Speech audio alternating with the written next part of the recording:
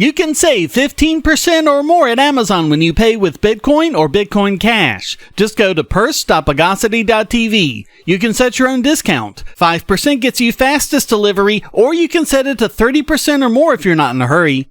Purse makes it so easy to save money at Amazon by buying with crypto. Just go to purse.bogosity.tv and start saving now.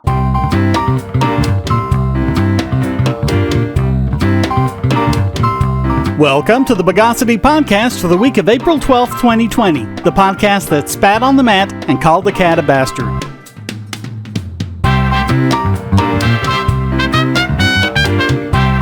This is your host, Shane Killian. Let's refrigerate the news of the bogus. It was inevitable that there would be horrible people out there exploiting the global panic around COVID-19 for their own nefarious purposes. But enough about politicians. There are also a lot of threat actors using the panic to infect computers and mobile devices with malware or scam you out of your money. It's a time to be more diligent because the attack surface is changing, and that means the existing tools we have to prevent things like that don't always work. So the Hacker News laid out 7 such threats that we'd all do better to pay attention to. The first is on mobile devices, where Checkpoint Research found at least 16 apps that claim to be offering information about the outbreak, but really put adware and banking trojans on the device, or even stole personal information. Email phishing is the second, and you always have to be on the lookout for this. Emails appearing to be from UNICEF, the WHO, and other agencies have contained phishing links and attachments infecting the computers of unsuspecting victims. People need to remember never to click links or open attachments from emails you didn't expect to receive. But you have to be careful. These emails are designed to put you in a state of panic and make you forget that. So make this behavior a default habit until it becomes second nature. The third affects people indirectly, and there's not much the average user can do, but dark web markets and underground forums are offering COVID-related discounts on DDoS, spamming, and other malware services. This means we're going to be seeing a lot more of these. Number 4 is phishing through SMS. You receive a text message appearing to be from the government or some health authority about an important alert about COVID, or a way to get more government benefits, or even claiming to have sent you a payment. As with the emails, do not tap these links.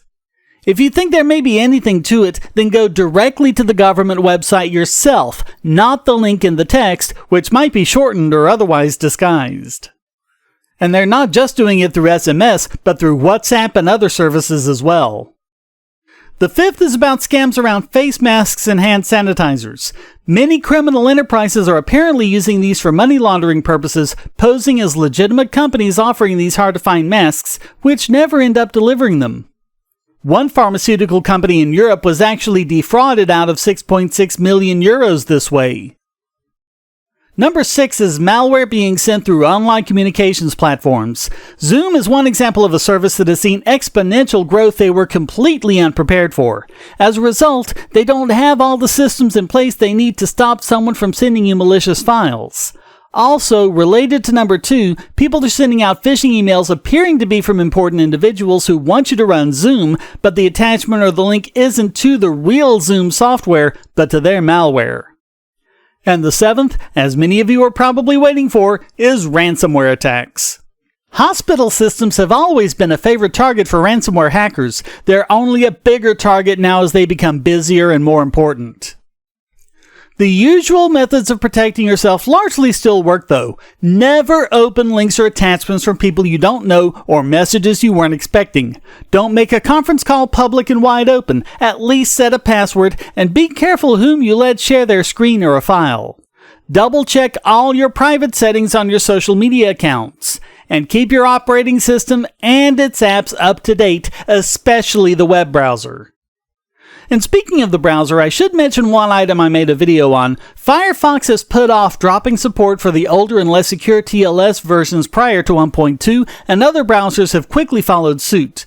The reason why is that a lot of stupid, incompetent governments haven't upgraded the security protocols on their websites, and people needed to access vital COVID-19 information on them.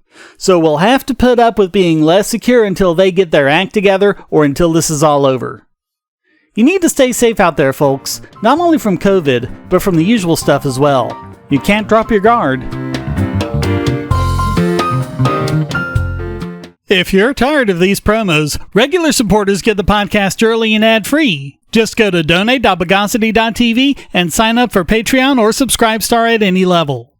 Ads are annoying, but ad blockers prevent publishers from making money. What if you could support your favorite websites, YouTube creators, Twitch streamers, social accounts, and many more ad-free and without paying anything, and even make some money yourself? It's not a pipe dream, it's airtime. Go to airtime.bogosity.tv and get the browser extension, and you'll earn cryptocurrency for the sites you visit, and so will the publisher. This is not a crypto miner. You and the publisher will both get part of the reward from current miners of the BitTube cryptocurrency, with no middleman taking a cut. Even if the publisher hasn't signed up yet, his tube will be put into a dedicated wallet that he can claim upon sign up. You can also use your tube to tip publishers and even purchase products. Airtime monetizes users and publishers with no ads or crypto miners. Go to airtime.bogosity.tv and start making money now.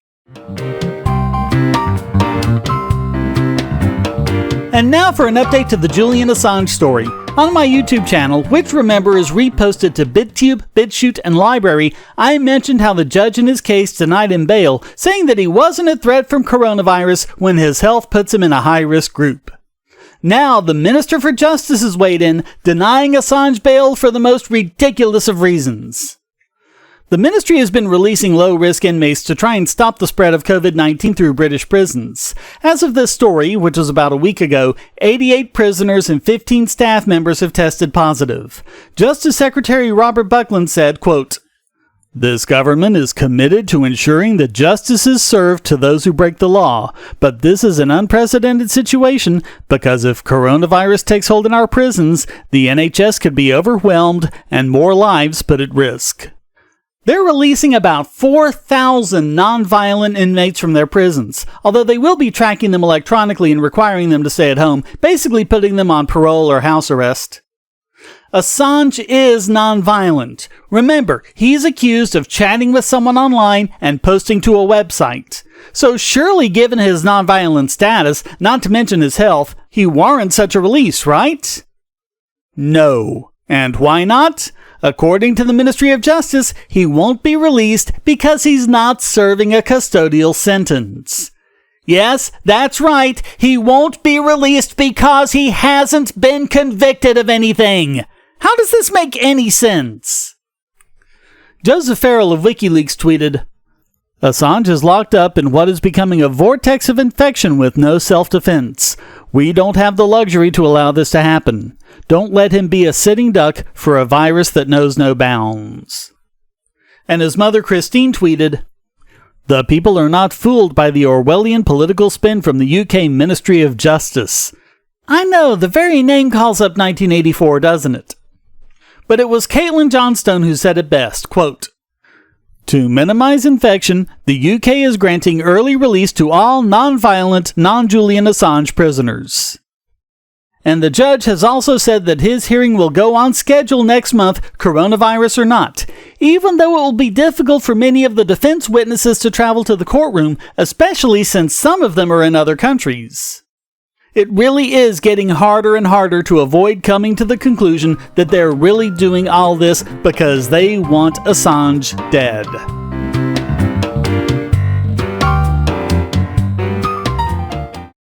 If you're on the Wi-Fi in a coffee shop or hotel, anyone on that network can get your traffic. Do you really trust all of those strangers? For that matter, do you really trust your ISP? A VPN can protect you from prying eyes, disguise your location, and even foil government censors. It's essential in this day and age, so go to vpn.bogosity.tv and you'll be taken to BoxPN. Starting at just $2.99 a month, you can get unlimited high-speed connections to VPN servers all over the world, and they don't log connections, so your privacy is assured. Traveling abroad, just VPN home, and don't worry about what those other governments are doing. Back at home, stop your ISP from traffic shaping and messing with the quality internet access you're paying good money for. You can connect from multiple machines at once, including your smartphone or tablet, and it supports all the secure standards, including OpenVPN and SSTP.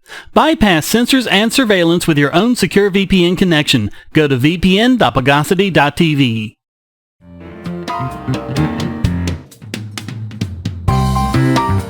Okay, I'll grant you this is a weird time. Not only are we putting up with a very unusual situation due to the global pandemic, independent of that, we have the immature but increasingly widespread IoT industry. I knew it was going to be weird, but in my wildest dreams or craziest nightmares, I would never have expected this. We have IoT devices that track your vital signs, sleep patterns, number of steps you take, all sorts of things. Now, according to a new study from Stanford University, there's a smart toilet that can actually diagnose illnesses. We've seen IoT toilets with lighting choices, music, heated seats, and so on, but this has to be the first one that can do a medical diagnosis. It can do a urinalysis and even check the condition of your stool, and this can reveal multiple disorders from bladder cancer to kidney failure. So this is actually a good thing. If it can help people, especially those at risk, identify health problems early, it means they can get the intervention they need to live a longer, healthier life. But now we're coming up to the weird part. Since multiple people use the same toilet, and since individuals use multiple toilets, it needs to be able to distinguish between different house members as well as guests. This toilet uniquely identifies you with, I kid you not, your anal print. Yes, apparently the specific shape of your anoderm is as unique as a fingerprint. In fact, according to the researchers, it's more foolproof than a fingerprint. Now, these researchers assure us that their toilet will have all sorts of privacy protections, even as your information is stored in a secure cloud-based system. In other words, someone else's computer. It's all supposed to be secure to be in compliance with HIPAA standards. But we've seen way too many cases where the security of cloud services isn't all it's cracked up to be. And even if they do it right with their toilets, it won't be long before competitors come onto the market, often from other countries where HIPAA doesn't apply. And what will they be doing? Will your guests have to agree to a TOS before using a toilet? Are we looking at a future where advertisers send you targeted ads based on your bathroom habits, identified this way like an astronaut looking at Uranus? Yeah, it's really asinine. Kinda makes you wish they would butt out, right? And stop being so cheeky? Okay, I'll stop with the puns. Down with the whole thing! Sorry, I had one more. We live in a world where light bulbs connect to the internet, and recent attacks on them prove that your online security is under threat like never before. Not only your websites, but the internet-enabled devices you buy. And the biggest problem is weak passwords. That's why you need LastPass. LastPass allows you to randomly generate strong, unique passwords on the web and on your internet-enabled devices, all protected by one master password. LastPass sets up in minutes and gives you secure automatic logins throughout the web, synchronizing across all your browsers, all your computers, and even your mobile devices, at home, at work, or on the road. It even securely stores sensitive form data, including credit card numbers, backup sensitive documents, software licenses, Wi-Fi logins, and more. And with LastPass Premium, you can get these benefits on other applications, manage passwords for your entire family, and also get priority customer support. Sign up at password.bogosity.tv for a free month of LastPass Premium.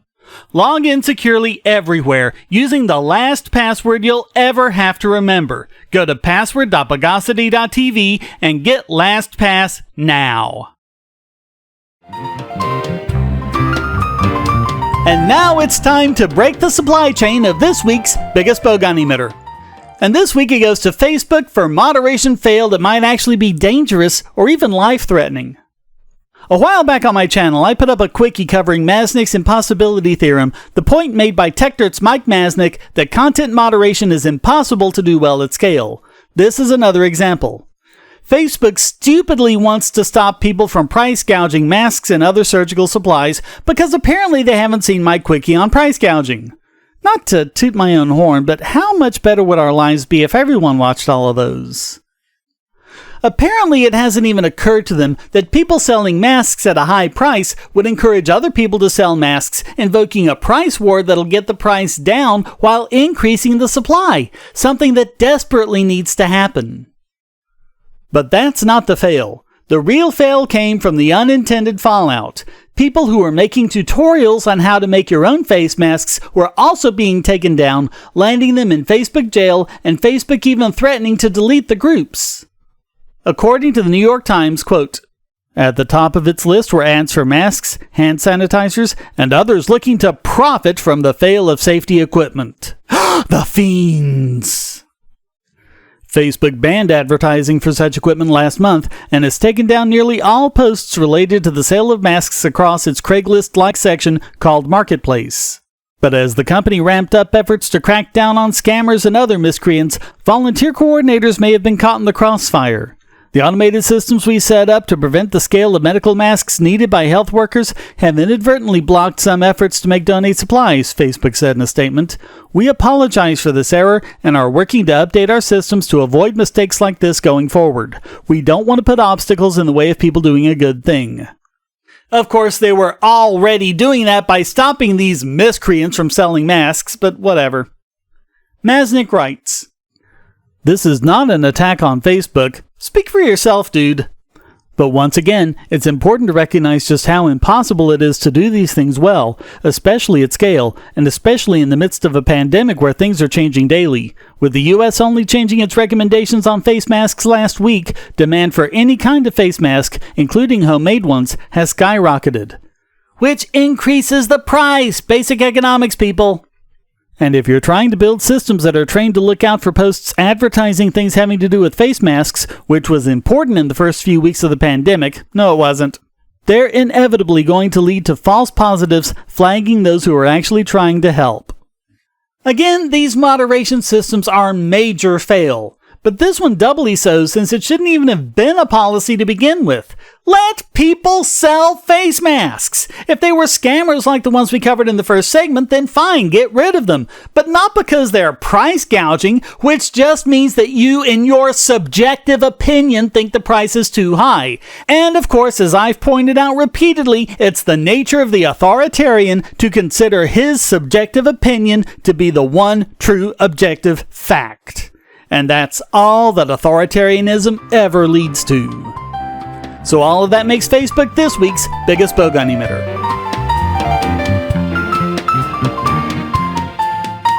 I want to tell you about the eyeglasses I've been wearing for years. As people can see on my videos, I have a very strong prescription, which makes glasses more expensive, especially when I need computer glasses, reading glasses, prescription sunglasses, and most expensively, progressive lenses for general everyday wear.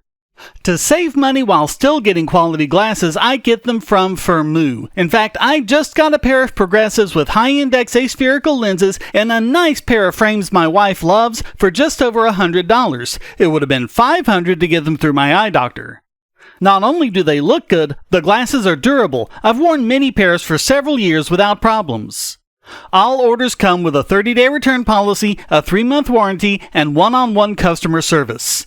Go to Firmoo, that's FIRMOO.Bogosity.tv anytime you need quality glasses at a low price. Once again, that's Firmoo.Bogosity.tv.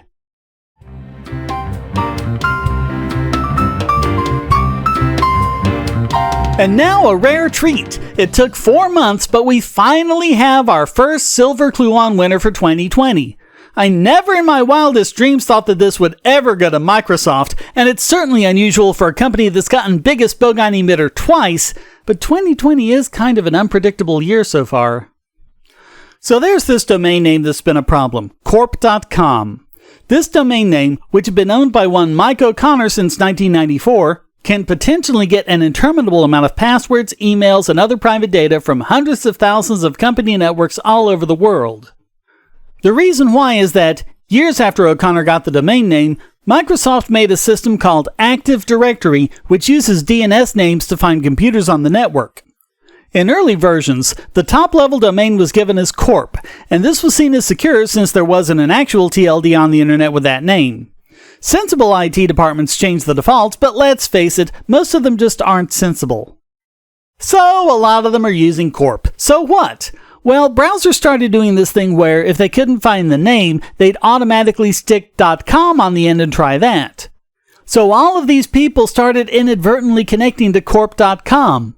One analysis over an 8-month period in 2019 found 375,000 Windows machines trying to connect to corp.com so they can log in with the user's password, check emails, or whatever else the user was wanting to do on the local network. This will still happen regardless of what patches or whatever are made, as long as there are Active Directory systems named corp. Now, O'Connor is a good guy. He's made sure he hasn't been accepting any private information on that domain. But he's 70 years old now and needs to get his estate in order, so he's getting rid of a lot of these domain names, including corp.com. If that had been bought by a malicious actor, it's insane the amount of private data that could be compromised. Well, Microsoft just found the solution that should be the case for anyone else in their situation. They didn't go whining to the government, they didn't try to sue O'Connor, they didn't do any of the other morally questionable things many companies, including Microsoft, are known for. Their solution is much more simple. They bought corp.com. The terms of the sale are private, but since the domain auction for corp.com was $1.7 million, it's possible they just bought it for that price. Then again, since O'Connor was really concerned about this and was hoping Microsoft would buy it, maybe he settled on a much lower amount. But either way, that's a major crisis averted. Money well spent, and a path other companies should choose to take when faced with similar predicaments. So enjoy your shiny new silver Cluon, Microsoft. Just make sure it's properly firewalled.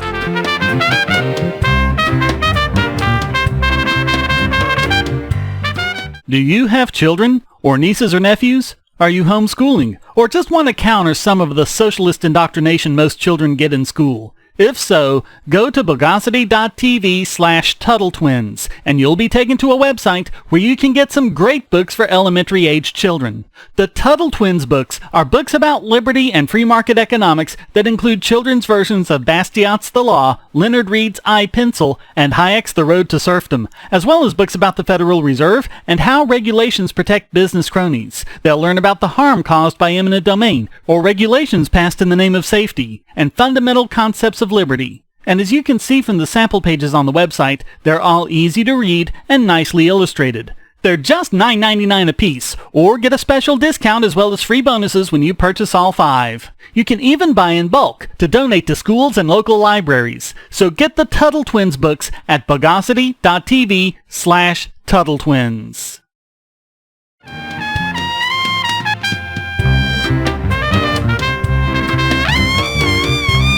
And now let's whack with a maypole this week's Idiot Extraordinaire.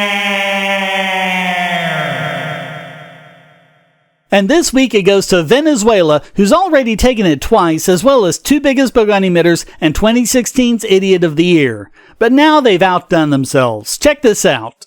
A Portuguese cruise ship, the RCGS Resolute, was in the Caribbean in international waters when the Venezuelan ship Naguata decided she'd make a nice target and started firing shots at her. And then they started ramming her.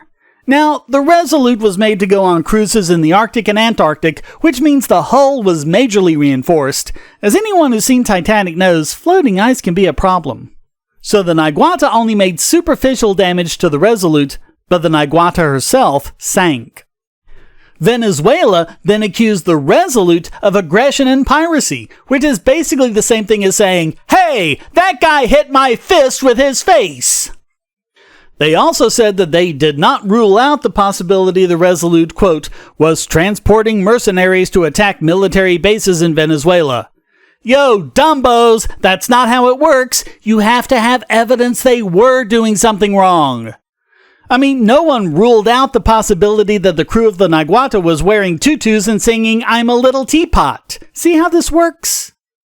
The Resolute stuck around for an hour while they contacted rescue coordinators in Curacao. All of the crew were rescued, but for some stupid reason, the Venezuelan military said, quote, via Google Translate, "The action of the ship Resolute is considered cowardly and criminal since it did not attend to the rescue of the crew."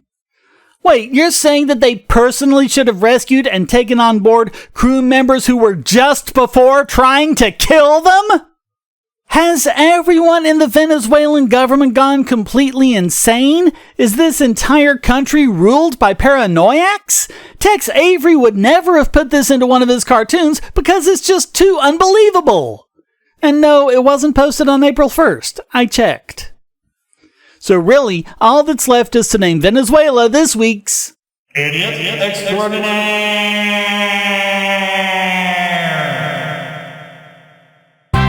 Well, that wraps up this I Am Handicapped, I'm Psychotic edition of the Bogosity podcast. I hope you enjoyed it. If you did, please keep this podcast going by subscribing and supporting in one of several different ways you can find at donate.bogosity.tv, including PayPal, cryptocurrency, or subscribing at Patreon or Subscribestar to listen early and ad-free. Also, please come to discord.bogosity.tv where you can join the discussion and post a question, statement, news article, or rant. Thank you for listening. Until next time, here's a quote from H.L. Mencken. The most dangerous man to any government is the man who is able to think things out for himself without regard to the prevailing superstitions and taboos. Almost inevitably, he comes to the conclusion that the government he lives under is dishonest, insane, and intolerable.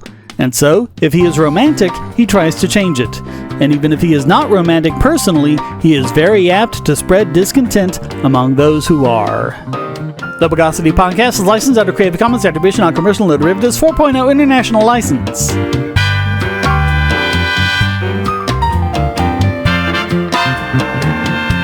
Bogosity.